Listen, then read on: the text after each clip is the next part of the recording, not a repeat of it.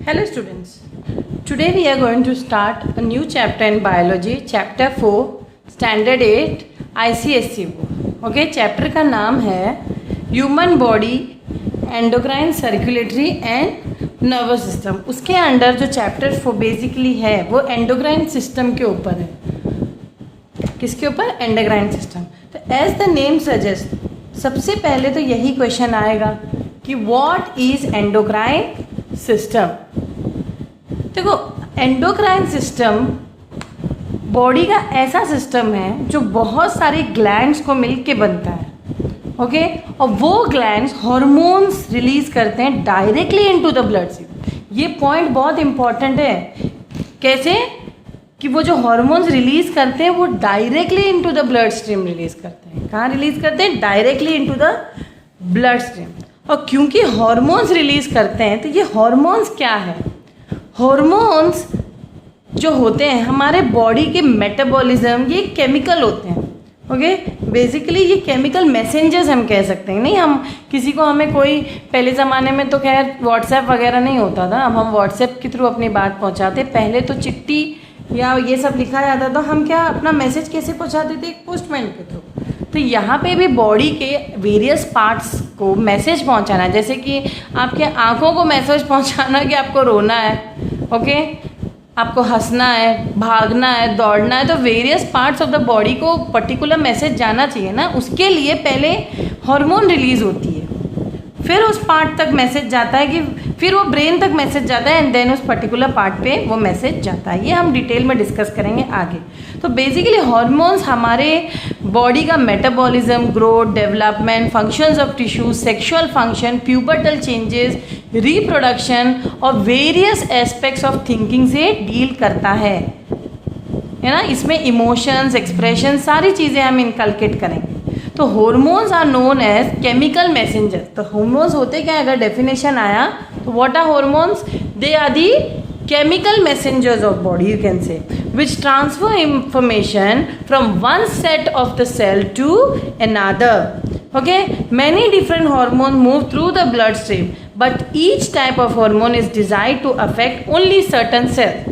तो हर मतलब बहुत सारे हार्मोन्स है बॉडी में, लेकिन हर हार्मोन एक पर्टिकुलर ग्रुप ऑफ सेल्स को ही अफेक्ट करेंगे. पर्टिकुलर ग्लैंड ही एक पर्टिकुलर हार्मोन रिलीज करेगा, फिर वही पर्टिकुलर फंक्शन उसका होगा.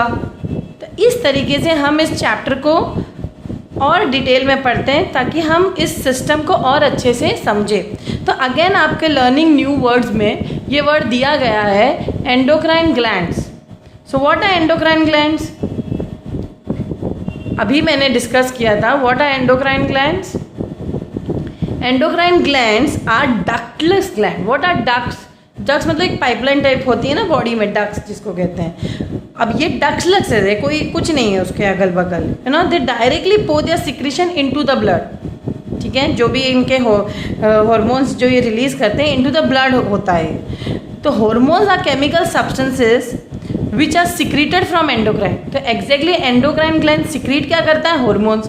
Where? Directly into the blood. Directly into the blood. ये थोड़ा कॉन्सेप्ट आप समझो कि एंडोक्राइन ग्लैंड जो है they are ductless gland which pour their secretion directly into blood, and hormones are chemical substances which are secreted from endocrine gland. Okay, your body normally produces its own chemicals and uses them to control their certain functions. और जो main system that coordinate this chemical is called the endocrine system. ये भी एक definition है. यहाँ पे ये भी एक definition है कि जो सिस्टम हमारा, जो बॉडी जो केमिकल्स रिलीज किए जाते हैं या फंक्शंस जो केमिकल्स वो कैरी आउट करते हैं, इन सब के जो कंट्रोल, कोऑर्डिनेशन, ये जो केमिकल्स जो होते हैं जो सिक्रीट किए जाते हैं वो एंडोक्राइन सिस्टम ही सिक्रीट करते हैं. ओके, हम कभी ये बात को सोचते नहीं है ना. हम कभी इस बात पे सोचते भी नहीं हमारा बॉडी कैसे फंक्शन करता है, लेकिन कभी बैठ के सोचना चाहिए कि हम कैसे इमोशंस में आते हैं, कैसे चुप हो जाते हैं, कैसे रोते हैं, कैसे सेक्सुअल फीलिंग्स आती है, या कैसे हमारे टिश्यूज़ के फंक्शन हो रहे हैं या बॉडी का मेटाबॉलिज्म हो रहा है. कभी हम फास्ट ब्रीदिंग करते हैं, कभी हम स्लो ब्रीदिंग करते हैं, कभी हमारी हार्ट बीट तेज़ चलती है, बॉडी मूवमेंट, ये सब कैसे होता है. Okay, this all are controlled by nervous system. Okay तो ये भी एक टॉपिक है, इसके और भी मतलब जब हम आगे पढ़ेंगे चैप्टर में, मतलब इस चैप्टर में ना एक अलग टॉपिक है nervous. Even though nervous system and endocrine system separate ज़रूर है, बट ये दोनों साथ में काम करते हैं और ये दोनों मिल के ही एक कंट्रोल और कोऑर्डिनेशन का सिस्टम होता है बॉडी में, which help the function of the body to you know to मतलब बेसिकली बॉडी को अच्छे से फंक्शन करने के लिए हेल्प करता है। ठीक है, अगेन टॉपिक आता है एंडोक्राइन सिस्टम का यहाँ पे, तो वही बात है, वही डिफाइन करना है आपको कि endocrine system is made up of ductless और ट्यूबलेस, कोई ट्यूब नहीं होता है, कोई उस ग्लैंड में ट्यूब नहीं होता है, that secrete chemicals called hormones. They are called ductless gland because their secretions are poured directly into the blood and not through any special duct, कोई डक्ट नहीं होता, वेरी इंपॉर्टेंट। और हॉर्मोन्स क्या होते हैं, ऑब्वियसली मैंने अभी डिस्कस किया था, they are the chemical messenger जो हमारे बॉडी के most of the metabolic and other activities carry out करते हैं, ओके या कंट्रोल करते हैं। ओके तो कौन कौन से हार्मोन्स हैं या क्या इन हार्मोन्स के कैरेक्टरिस्टिक्स हैं, चलो देखते हैं। तो कैरेक्टरिस्टिक्स ऑफ हार्मोन में पहला पॉइंट है, hormones are specific chemical messengers, पहला पॉइंट। दूसरा, hormones are secreted in small amounts by endocrine gland, थोड़ा थोड़ा अमाउंट में, ऐसा नहीं कि बहुत सा, क्योंकि देखो बहुत हार्मोन रिलीज होगा तो भी गड़बड़ हो जाएगी, यानी कि बॉडी में कोई डिजीज हो जाएगी, कम भी नहीं होना चाहिए। ये जो एंडोक्राइन सिस्टम में जो हार्मोन्स रिलीज होती है ना, ज़्यादा होना चाहिए ना कम, एकदम मीडियम होना चाहिए, मतलब बैलेंस में होना चाहिए, वरना हमें पर्टिकुलर डिसऑर्डर्स हो जाते हैं, हम डिसऑर्डर्स को भी डिस्कस करेंगे। ठीक है, hormones are poured directly into the blood and carried by blood circular, ये भी हमने डिस्कस किया कि वो डक्टलेस ग्लैंड है, डायरेक्टली जो होते हैं वो जो हार्मोन्स होते हैं वो ब्लड में पोर हो जाते हैं, ब्लड से मिक्स हो जाते हैं। Hormones act on specific tissue और organ called target organ. Okay जो हार्मोन्स होते हैं एक पर्टिकुलर ग्रुप ऑफ सेल्स या टिश्यू पे या ऑर्गन पे या टारगेट ऑर्गन जिसको हम कहते हैं उसी पे एक्ट करता है, कहीं भी एक्ट नहीं करता है। ठीक है, hormones are mostly proteinaceous in nature और आदर स्टीरॉइड। देखो स्टीरॉइड्स नाम आते ही आपके दिमाग में आता होगा, बहुत से लोग स्टीरॉइड्स के इंजेक्शन लेते हैं जल्दी बॉडी बनने के लिए। क्यों? क्योंकि हम जब जल्दी बॉडी बनाना है, स्पेशली मैन को, उनको ज़्यादा प्रोटीन चाहिए, ज़्यादा टेस्टोस्टेरॉन का हार्मोन चाहिए, तो टेस्टोस्टेरॉन नेचुरली तो बॉडी प्रोड्यूस ही कर रहा है, लेकिन एक्स्ट्रा इंजेक्शन स्टीरॉइड के लेके उनको और ज़्यादा टेस्टोस्टेरॉन ताकि जल्दी से वो बॉडी बन जाए, ये मकसद होता है। ठीक है, तो ये आपको अभी समझ में आया होगा कि आर्टिफिशियल स्टीरॉइड्स भी क्यों मिलते हैं। Hormones immediately disappear, become ineffective after the action is over, जब काम खत्म तो उनका जो डिसअपियर होते हैं वो। The secretions of this glands act as chemical messengers and regulate the metabolic activities of the body. Okay, और ये जो एक्ट होता है मैसेंजर्स का जो होता है, मतलब वो मैसेंजर्स का काम करता है किसके बीच में, ऑर्गन्स और नर्वस सिस्टम के बीच में, क्योंकि नसें वो पाथ है जिससे मैसेज जाती है, राइट। हार्मोन्स तक वो है जो सिग्नल देती करना है, लेकिन सिग्नल पहुंचने के लिए भी तो नसें चाहिए, कोई पाथवे चाहिए, तो वो नर्वस सिस्टम है। ठीक है, और ग्लैंड्स जो हार्मोन्स प्रोड्यूस करती है, ये सब मिला के बनता है endocrine system. Okay, let us see endocrine system and the main gland. देखो यहाँ पे बॉडी का फोटो दिया गया है, यहाँ पे है पेनियल ग्लैंड, पिट्यूटरी ग्लैंड यहाँ पे होता है ब्रेन में, वेरी इंपॉर्टेंट ये दोनों। थायराइड ग्लैंड गले में होता है, पैराथायराइड भी यहीं पे होता है, राइट। देन थाइमस इधर होता है, थाइमस ग्लैंड, और थोड़ा नीचे आएंगे स्टमक के नीचे पेनक्रियाज होता है, जो पेनक्रियाटिक ग्लैंड भी कह सकते हैं। किडनी के ऊपर जो कैप टाइप स्ट्रक्चर होता है, कैप टाइप, ये देखिए टोपी टाइप, उसको हम एड्रिनल ग्लैंड्स कहते हैं। फिर आया हमारा सेक्सुअल ग्लैंड जो कि है ओवरीज और टेस्टिस।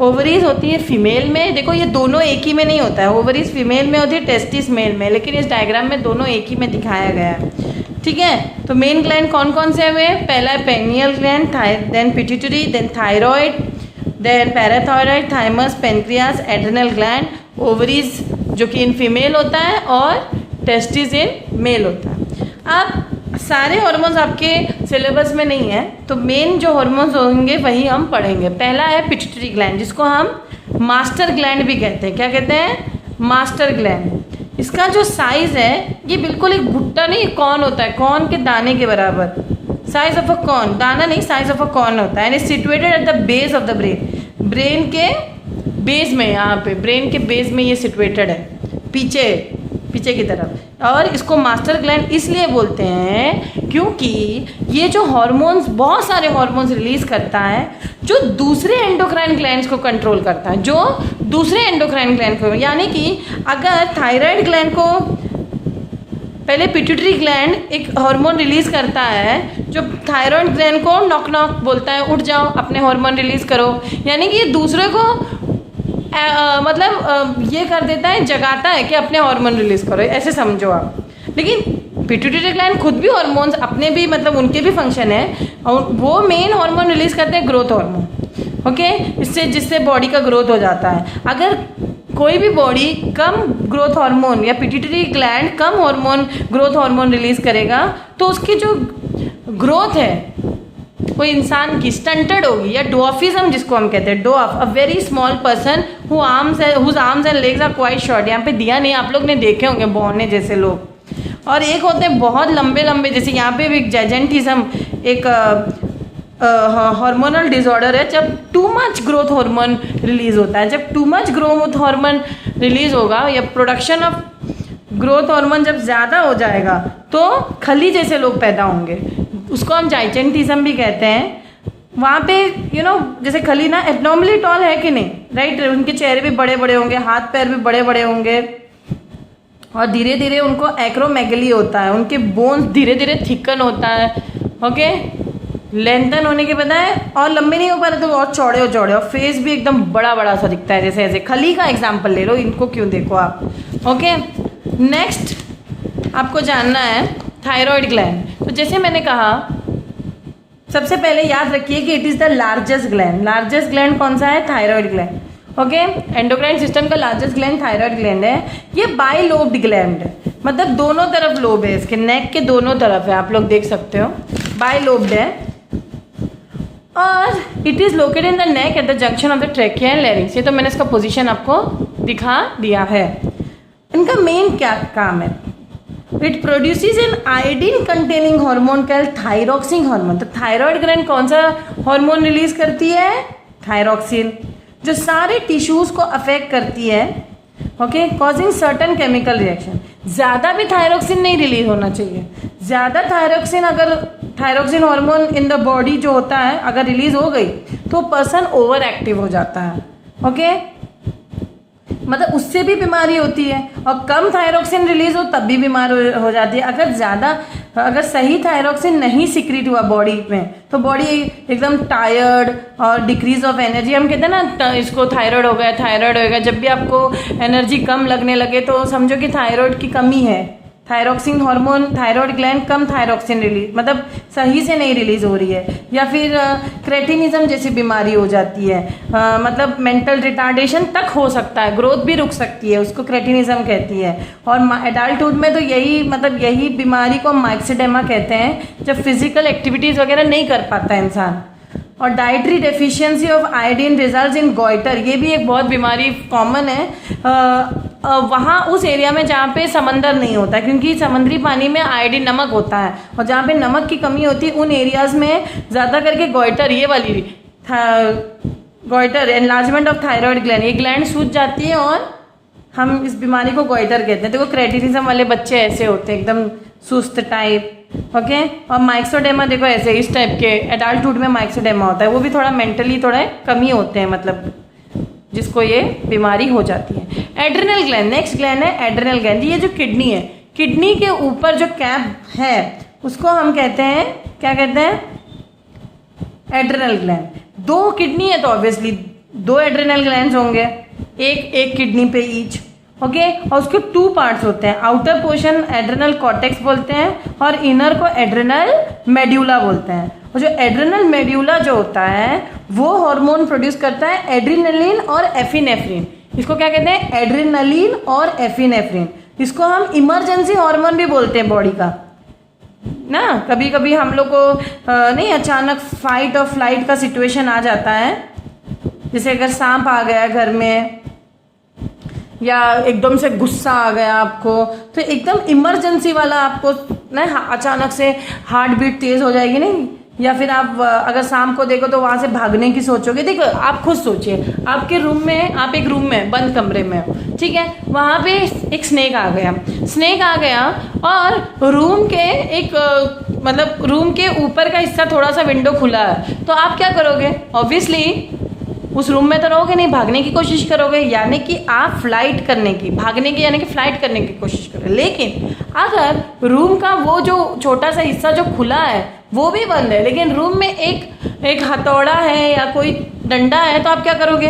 वो डंडे से सांप को मारने की, अब चुपचाप तो नहीं बैठोगे, ये बात तो पक्की है। तो आप लोग या तो फ्लाइट करोगे यानी कि भाग जाओगे, या तो फाइट वाला रिस्पॉन्स करोगे। तो यही वाला इमरजेंसी सिचुएशन में ये जो एड्रेनलिन या एपिनेफ्रिन, जो एड्रेनल ग्लैंड्स का मेड्यूला वाला पार्ट यानी कि इनर पोर्शन को एड्रेनल मेड्यूला कहते हैं, वही हमारा इमरजेंसी हार्मोन रिलीज करता है जिसका नाम है एड्रेनलिन, और जो हमें फाइट या फ्लाइट सिचुएशन में या इन टाइप के इमरजेंसी सिचुएशंस में जहाँ पे स्नेक आया, कुछ ऐसा हादसा हुआ जहाँ पे तुम्हें भागना है या फाइट करना है, तो आपको ये हार्मोन हेल्प करता है। ओके, और also it increases the heart beat, blood pressure, respiration and suppresses the digestive process. उस टाइम भूख नहीं लगती है, और भूख का प्रोसेस मतलब जो डाइजेस्टिव प्रोसेस कम हो जाती हैं। और due to increase heart beat and breathing muscles receive more blood and oxygen. Obviously ना, अगर पैरों में अचानक नहीं, आप लोग कहते हैं कि पता नहीं मैं कैसे भाग गया, इतना तेज शाम था, पता नहीं मैं इतना देर के, क्योंकि बॉडी तुम्हें उतना ऑक्सीजन दे देती है उस पार्ट पे कि भागो।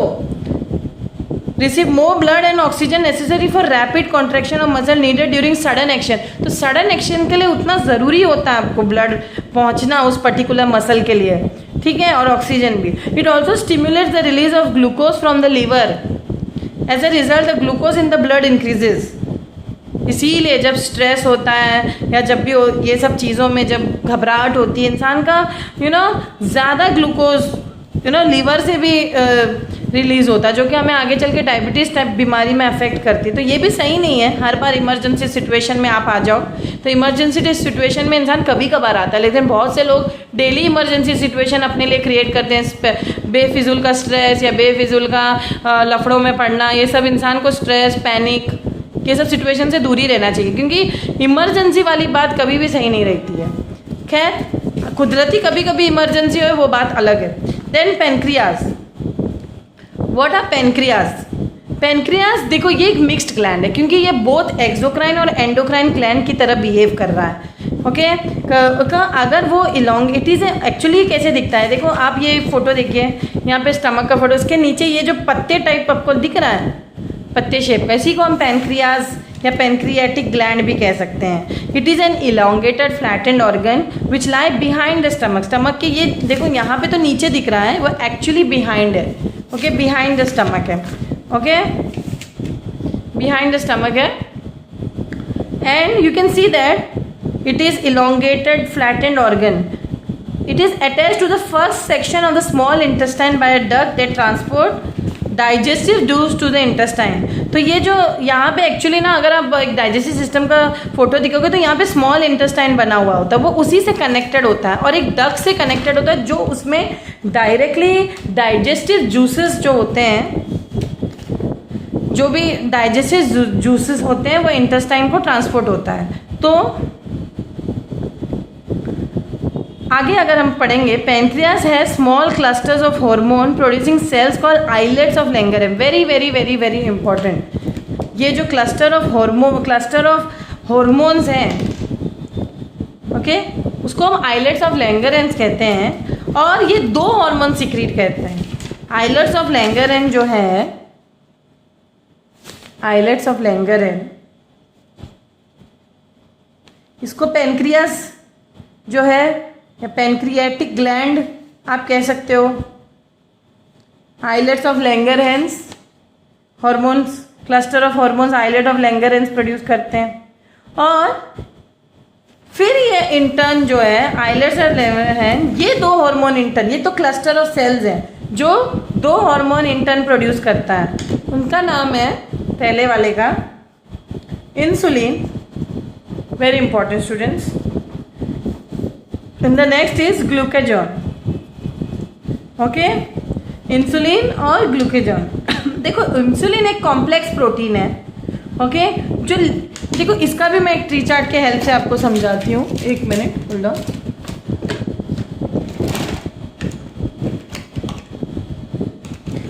It's a complex protein. इनके फंक्शंस याद करना बहुत ज़रूरी है आपको। Okay, that acts on the, ये खुद लीवर पे एक्ट करता है, लीवर पे एक्ट करता है क्या करने के लिए? To stimulate the formation of glycogen, to stimulate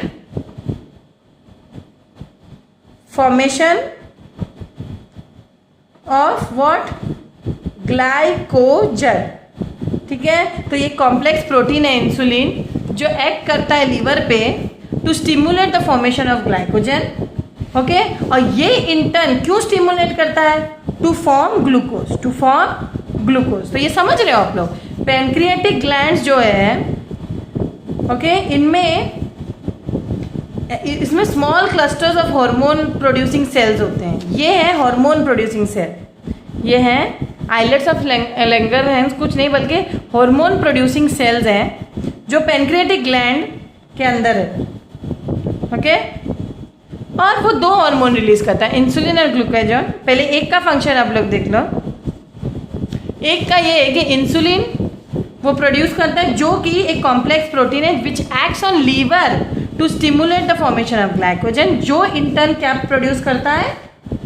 glucose. और आप लोग को तो पता ही है कि ग्लूकोज जो है बॉडी के मेटाबॉलिज्म में या बॉडी को ताकत देती है इंटर्न। यस और no? It is if it, अगर ये प्रोड्यूस नहीं होगी, if it is not produce, तो ब्लड शुगर लेवल बढ़ जाएगा। यस और नो?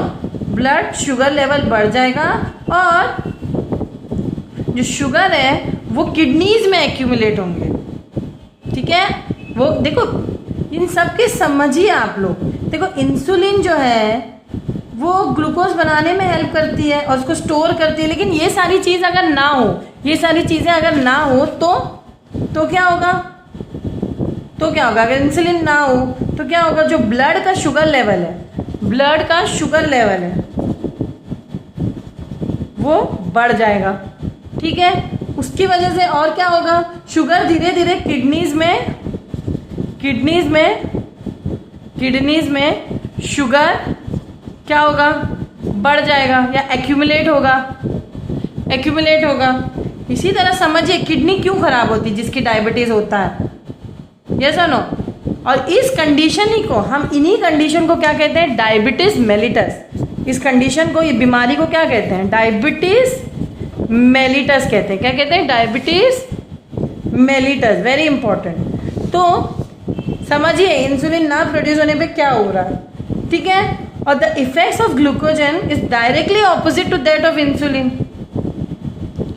अब ये दूसरा हार्मोन जो है ग्लूकागॉन, इसका जो फंक्शन है या इफेक्ट है, इसका जो effect is opposite to insulin, is opposite to insulin. कैसे ऑपोजिट है? इस बात को समझिए। देखो क्या होता है कि जो ग्लूकागॉन है stimulates the conversion of glycogen to glucose. तो ये क्या करता है? ग्लूकागॉन है stimulates conversion of glycogen to glucose. देखो ये ग्लाइकोजन को स्टिमुलेट करके ग्लूकोज बनाता है। Okay, it stimulates the conversion of glycogen to glucose in the liver and raise the blood sugar level, and it raises the blood sugar level.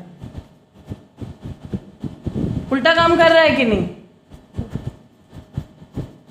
वो तो sugar को use करके ग्लूकोज बना रहा है, ये तो ग्लाइकोजन को कन्वर्ट करके ग्लूकोज और raises the blood sugar level. Okay, together. लेकिन ये दोनों हार्मोन क्या करते हैं?